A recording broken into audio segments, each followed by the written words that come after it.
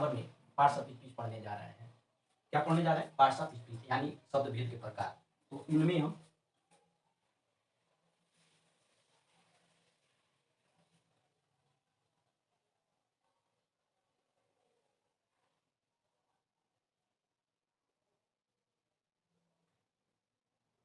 शब्द भेद के प्रकार।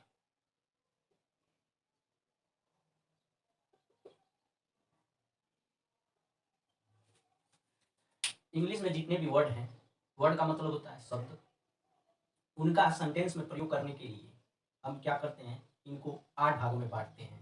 उसी को हम लोग पार्ट्स ऑफ स्पीच कहते हैं।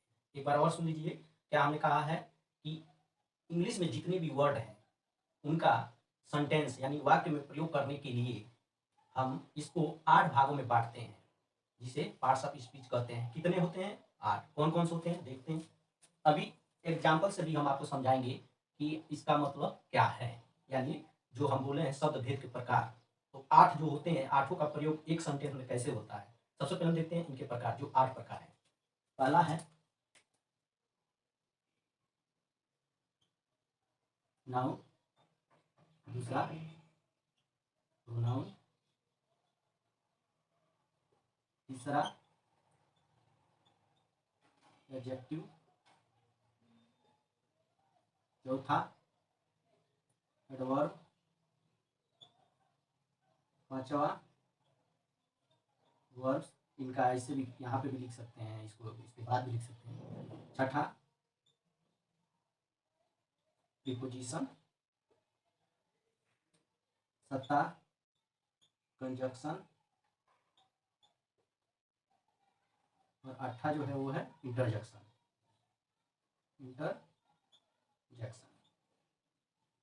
इनका हिंदी में अर्थ देखते हैं क्या होता है। नाउन सब कोई पढ़ा होगा, संज्ञा। प्रोनाउन सर्वनाम। एडजेक्टिव विशेषण। एडवर्ब क्रिया विशेषण।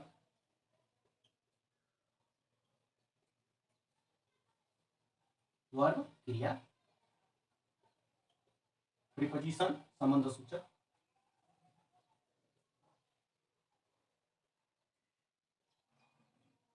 या संबंध बोधक भी बोला जाता है। कंजक्शन, इसका मतलब कंजक्शन का क्या हो जाएगा, समुच्चयवाचक या समुच्चयबोधक, समुच्चयवाचक या बोधक कर दीजिए, समुच्चयबोधक। और लास्ट है इंटरजेक्शन, जिसको हम लोग बोलते हैं विस्मयादि, विस्मयादि बोधक। ये हुए पार्ट्स ऑफ स्पीच के प्रकार। कुल कितने होते हैं? 8 प्रकार के होते हैं। ठीक है, अब देखिए इनको हम एक सेंटेंस में कैसे लाएंगे, हम लोग कैसे पूरा इन्वॉल्व करते हैं पार्ट्स ऑफ स्पीच को, वो देखते हैं। तो इसमें एक सेंटेंस है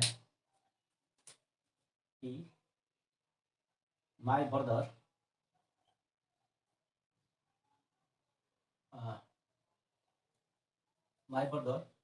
comes tomorrow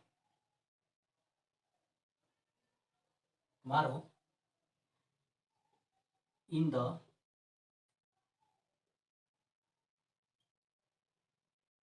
morning, who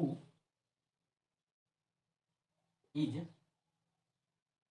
very honest, honesty भी बोल सकते हैं।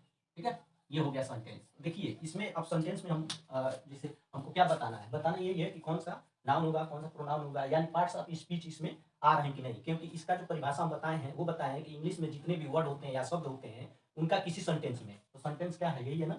ठीक, सेंटेंस में प्रयोग करने के लिए क्या करते हैं, हम 8 भागों में इसको बांटते हैं। तो ये जो 8 हैं इसी में आएंगे। यहाँ देखिए नाउन क्या होगा, इसका नाउन ये हो जाएगा माय ब्रदर। वर्ब क्या हो जाएगा, कम्स हो जाएगा। ठीक है, इसका मतलब होता है कि मेरा भाई कल सुबह में आने वाला है, जो बहुत ही क्या है, ईमानदार है। आ रहा समझ में? देखिए कम्स हो गया। और टुमारो यहाँ पे क्या हो जाएगा, एडवर्ब हो जाएगा। क्या हो जाएगा, एडवर्ब ये है, देखते चलना एडवर्ब। ठीक, ये क्या हो गया, नाउन हो गया आपका। हिंदी में बता दिए संज्ञा नाउन का होता है। ये क्या हो जाएगा, वर्ब हो जाएगा, क्रिया। अब देखिए यहाँ पे क्या है, इन है, में, तो इन का क्या हो जाएगा आपका प्रीपोजिशन हो जाएगा ये, यहाँ लिख देते हैं प्रीपोजिशन, यानी संबंध सूचक, संबंध बता रहा है ना कि सुबह में आएगा। अब यहाँ पे क्या हो जाएगा, ये आपका ऑब्जेक्ट होता है। जब सेंटेंस पढ़ाया जाएगा टेंस, तो उसमें सारी चीजें बताई जाएंगी। अब यहाँ पे ये क्या हो जाएगा, यहाँ देखिए हु जोड़ने का काम कर रहा है ना, तो क्या हो जाएगा, ठीक है, जो यहाँ पे हो जाएगा, इसका मतलब यहाँ पे जो होगा। ऐसे देखेंगे तो इसका मतलब कौन होता है, आरा समझे। सेंटेंस में अगर हु का यूज है तो इसका मतलब होता है कि वो जोड़ने का काम कर रहा है, यानी यहाँ पे कंजक्शन का काम करेगा, ठीक है। यहाँ पे वेरी दिया है, तो ये क्या हो जाएगा, ये आपका एडवर्ब हो जाएगा। कहने का मतलब किसी सेंटेंस में नाउन एक से अधिक हो सकता है, ठीक है। एडजेक्टिव जो होगा वो भी एक से अधिक हो सकता है। आरा समझ में, देखिए ये हो गया आपका एडवर्ब। और यहाँ पे जो हानेस्टी दिया है, हानेस्टी नहीं ऑनेस्टी, देखिए ऑनेस्टी, यस से लिखा है, इसका मतलब ये नहीं हुआ इसको ऑनेस्टी पढ़ेंगे। आरा समझ में, देखिए अब यहाँ पे ये हो गया, ये क्या है आपका एडजेक्टिव, यानी विशेषण है, ये हो गया। तो इस तरह से आप देख रहे हैं कि किसी sentence,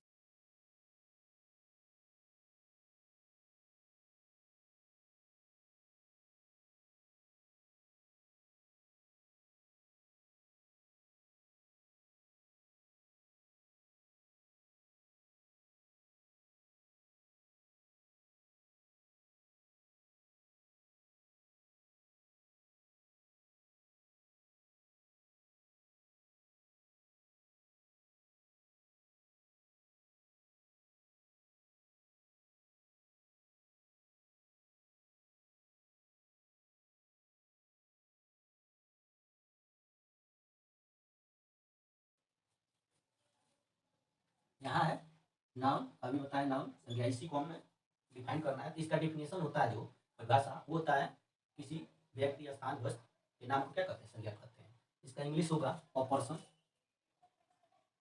sorry, a noun is,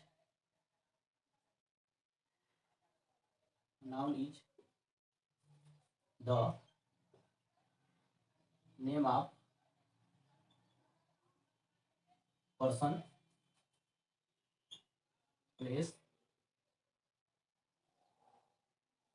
things, ठीक है। इतना पढ़ाया जाता है। जब भी पूछा जाए नाम को परिभाषा तो लोग क्या बोलते हैं, noun is the name of person, place और थिंग। लेकिन यहाँ पे थोड़ा सा और हम एडवांस बता देते हैं, यानी थोड़ा सा और जोड़ देते हैं। ये हो गया थिंग, उसके बाद आता है क्वालिटी,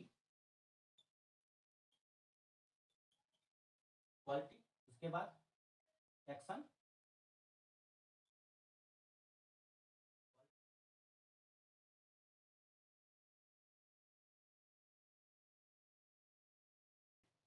कंडीशन। आ रहा समझ में। और noun is the name of person, place और, sorry, place, thing, quality, action and condition, ठीक है। या इसमें देखिए अब क्या है, हमने क्या बताया, नाउन वह होता है जो किसी व्यक्ति, वस्तु, स्थान, क्वालिटी क्या था, गुणता, गुणवत्ता, ठीक है। और एक्शन, एक्शन का क्या होता है, मतलब कार्यकलाप, कलाप, ठीक। और कंडीशन का क्या मतलब होता है, दशा। तो ये क्या हो गया, इसका परिभाषा हो गया कि नाउन संज्ञा किसी व्यक्ति, स्थान, वस्तु, गुणवत्ता, कार्यकलाप और दशा के बारे में बताता है, वो क्या कहलाता है, इज नोन एज, ऐसे जोड़ लीजिए यहाँ पे, नोन एज नाउन, ठीक है। ये हो गया आपका कहने का मतलब कि जहां आप हैं जिस जगह, उसके चारों तरफ जितनी भी वस्तुएं होती हैं वो संज्ञा कहलाती है, नाम कहलाती है। यानी संसार में जितने भी वस्तु हैं, जितने भी वस्तु हैं, उनका हम क्या करते हैं, नाम से ही बुलाते हैं। यानी दिए गए नाम को, विश्व में जितने भी वस्तु हैं उनको हम संज्ञा कहते हैं। हमारे आसपास जो भी है, जैसे हम लोग क्लासरूम में बैठते हैं तो वहाँ पे जो भी है, डेस्क, बुक, ब्लैक बोर्ड, ये सारी चीज़ें क्या है, नाउन है, क्योंकि हम क्या करते हैं, एक विशेष नाम से उसको डिनोट करते हैं। आरा समझ में। अब यहाँ पे देखते हैं कि नाउन कितने प्रकार के होते हैं, ठीक। तो नाउन कितने होते हैं, 5 प्रकार के होते हैं। नाउन को हम सबसे पहले 2 पार्ट में इसको डिवाइड कर लेते हैं, आरा समझ में। यानी जो 5 प्रकार होते हैं उनको हम 2 पार्ट में विशेष रूप से वर्गीकृत कर लेते हैं। इसमें है, इस नाम को हम, ठीक है, नाम को हम सबसे पहले काउंटेबल, ठीक है, और अनकाउंटेबल में बांट लेते हैं। आ रहा समझ में? अब देखिए काउंटेबल का मतलब होता है गिनने योग्य हो,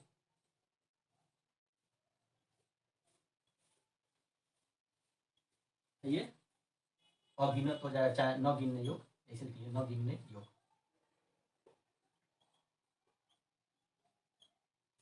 आ रहा समझ में? देखिए अभी हमने नाम का परिभाषा जो बताया है, ठीक है, उसमें जो लास्ट के हम तीन जोड़े हैं, क्वालिटी, एक्शन, कंडीशन, तो ये किस में आएगा? अनकाउंटेबल में आएगा। अभी हम बताएंगे इन तीनों का जो पार्ट अभी है उसमें हम लोग बात करेंगे, उसमें हम बता रहे हैं। तो सबसे पहले हम लोग इतना देख लीजिए, सारा समझ में। अब देखिए, अब यहाँ पे थोड़ा आपको समझा देते हैं। पर्सन का मतलब है किसी का नाम हो गया, यानी मान लेते हैं मुकेश किसी का नाम है, ठीक है। प्लेस, जहाँ आप रहते हैं उसको समझ लीजिए, यानी मान लीजिए लखनऊ, LUCKNOW, ठीक है। थिंग है तो थिंग वस्तु में क्या आ जाएगा आपका? मान लेते हैं बुक हो गया। उसके बाद क्वालिटी है, तो क्वालिटी क्या होगा उसका? गुणवत्ता, ईमानदार है, HONESTY, ये सब अभी बता रहे हैं, ठीक है। एक्शन मतलब उसकी कार्यकलाप क्या है, तो जैसे हो गया आपका धीरे धीरे हो जाएगा, जैसे क्रियाकलाप जो होता है उसका, तो स्लोली वर्क। कंडीशन क्या है उसका? कंडीशन यानी वो क्या है? बीमार है, ये तो कंडीशन हो सकता है ना। तो इस तरह से हम लोग ये देख लिए, ठीक है। अब देखिए यहाँ पे जो गिनने योग्य होता है, देखिए आदमी जो रहेगा यहाँ पे पर्सन, तो उसको गिना जा सकता है 1%, 2%, 3%, 4%, ऐसे 4-5 लोग गिन लेंगे। प्लेस जगह है, जगह को भी गिन सकते हैं, लखनऊ, प्रयागराज, गोरखपुर, ठीक है, बनारस, तो ये वहाँ पे भी गिन सकते हैं, ठीक है। उसके बाद थिंग है, वस्तु है, बुक्स, ये सब गिन सकते हैं। आ रहा समझ में? तो ये किस में आएंगे? काउंटेबल नाउन में आएंगे, यहाँ पे नाम जोड़ लीजिए। उसके बाद क्वालिटी किसी का गिना जा सकता है? नहीं गिना जा सकता है। जैसे ईमानदार है, बेईमान है, ठीक है, चोर है, तो क्या है उसकी क्वालिटी है। आ समझ में? उसको हम लोग गिन नहीं सकते। ईमानदार है, ठीक है, यानी इसको भाववाचक में भी लोग रख सकते हैं, भाववाचक में बोलते हैं। एक्शन, इसको भी कोई गिन नहीं सकता है। और बीमार है ये भी नहीं गिना जा सकता है। आ रहा समझ में? तो चलते हैं, अब देखते हैं इसके जो नाउन के जो 5 प्रकार होते हैं वो कौन कौन से हैं। यहाँ पर लिख देते हैं नाउन कितने प्रकार होते हैं? 5 प्रकार के, जिनको हम दो में विभाजित कर रहे हैं किसमें? काउंटेबल में, अनकाउंटेबल में। आ रहा समझ में? तो इसमें जो जो होंगे काउंटेबल में, उनको हम यहाँ पे लिख लेते हैं, यहीं लिख लेते हैं। कौन कौन से होंगे? Proper noun,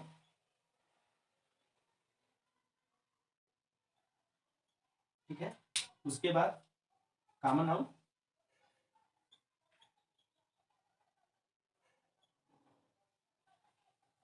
common nouns. उसके बाद कलेक्टिव नाउन, ठीक। उसके बाद कलेक्टिव नाउन के बाद क्या हो जाएगा बताइए? मटेरियल नाउन,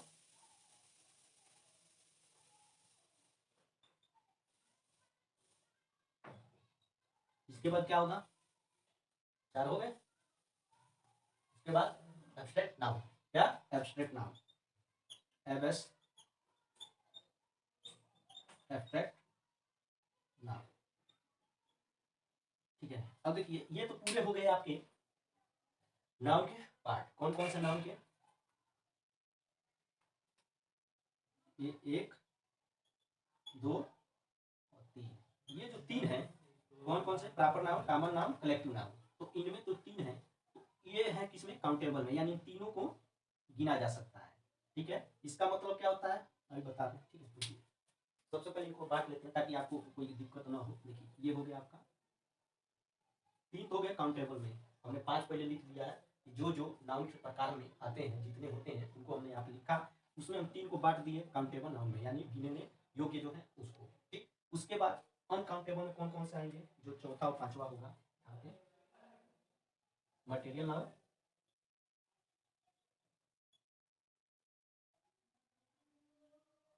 उसके बाद पांचवा है abstract noun. Abstract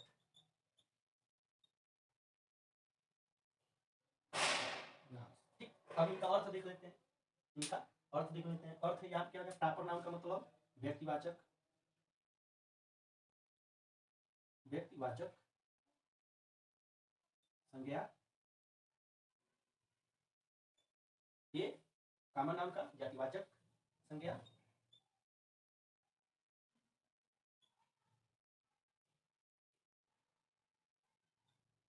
collective noun का क्या हो जाएगा, समूहवाचक। माफ कीजिएगा, थोड़ा शोरगुल की आवाज़ भी आपको डिस्टर्ब कर रही होगी, क्योंकि हम लोग जिस एरिया में रहते हैं यहाँ पे शोरगुल बहुत होता रहता है, लड़ाई झगड़ा ये सब ज़्यादा। तो आप लोग इसको इग्नोर कीजिएगा, जो हम बता रहे हैं उसी पर ध्यान दीजिएगा, ठीक है, क्योंकि आपको केवल समझना है, ठीक है, यहाँ पे कोई मनोरंजन नहीं हो रहा है, ठीक है। चलिए, यहाँ पे हो गया समूहवाचक संज्ञा कलेक्टिव। अब आता है मटेरियल, ठीक है, तो इसका मतलब क्या होता है, द्रव्यवाचक संज्ञा,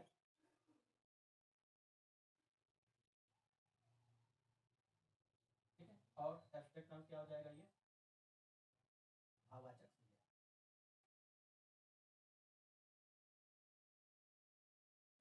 इनमें हम क्या करते हैं, एक एक करके पढ़ते हैं, एक एक करके देखते हैं।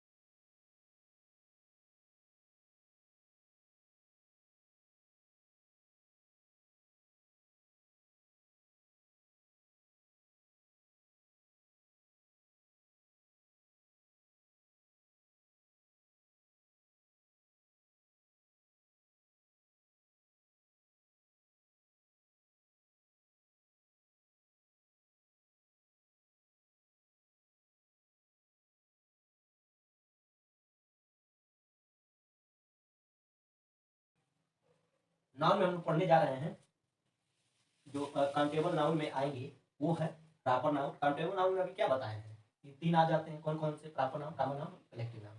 आ रहा सुनिए। तो अब हम इसको नेक्स्ट वीडियो में बताएंगे और इसको ब्रॉड में समझाएंगे, ताकि आपका अभी से जो शुरुआत होगा अच्छी तरह से आपको समझ में आता रहेगा, ताकि आगे जो टेंस वाइज नरेशन पढ़ाए जाएंगे वहाँ पे कंफ्यूज नहीं होगा। नाउन किसको बोलेंगे, प्रोनाउन किसको बोलेंगे, ये सारी चीज़ें पार्ट्स ऑफ स्पीच खत्म करने के बाद फिर उसके बाद टेंस, क्योंकि टेंस बहुत इंपॉर्टेंट होता है एग्जाम के लिए। ऐसे का जो होता है, ठीक है, लिखने के लिए, तो उसमें हमेशा पास्ट टेंस और आपका प्रेजेंट टेंस का ही यूज अधिकतर किया जाता है। जैसे हाई स्कूल के सिलेबस में आप लोग देखेंगे कि उसमें ग्रामर सेशन से जो नंबर आते हैं, क्वेश्चन पूछे जाते हैं 15 नंबर के, ठीक है, उसमें जो 10 होते हैं वो जो सिलेबस हम बता चुके हैं पहले वाले वीडियो में, उसके अनुसार 60 क्वेश्चन पूछे जाते हैं, ठीक है। और प्लस 5 जो क्वेश्चन होते हैं वो हिंदी टू इंग्लिश होता है, यानी हिंदी से इंग्लिश में ट्रांसलेट करना होता है। तो जब तक आपको टेंस समझ नहीं आएगा, टेंस से पहले आपकी जो भूमिका होती है, बेस होता है, parts of speech, article, alphabet, alphabet तो सबको मालूम होगा, तो वो सब चीज़ें जाननी जरूरी है। अगर आपको ये समझ में आ जा रहा है बेस से और टेंस समझ में आ जा रहा है, तो आपको ऐसे लिखने में कोई दिक्कत नहीं होगी। आराम में ऐसे में जो लास्ट के जो पार्ट है, पार्ट्स ऑफ स्पीच के, कंजक्शन, प्रीपोजिशन, इंटरजेक्शन, एडवर्ब, यही बहुत इंपॉर्टेंट होते हैं, क्योंकि यही सेंटेंस को जोड़ने का काम करता है, जिससे आपका ऐसे जो होता है लाल बनता है। तो आगे बताए हैं कि आगे के जो वीडियो होंगे, यानी वीडियो में सारी चीज़ पढ़ाए जाएंगे, जो इनके पांचों पार्ट होते हैं नाउन के, उनको 2 पार्ट में डिवाइड करके हम विराट से समझा देंगे। आई होप कि आपको अच्छा, यहाँ पे ये है, आप लोग सोच रहे होंगे कि बहुत थोड़ा सा पढ़ाया है, तो हम ये सोचते हैं कि थोड़ा ही सा आपको मटेरियल दिया जाए, थोड़ा ही सा पढ़ाया जाए, ताकि आपको अच्छी तरह समझ में आ जाए, ठीक है।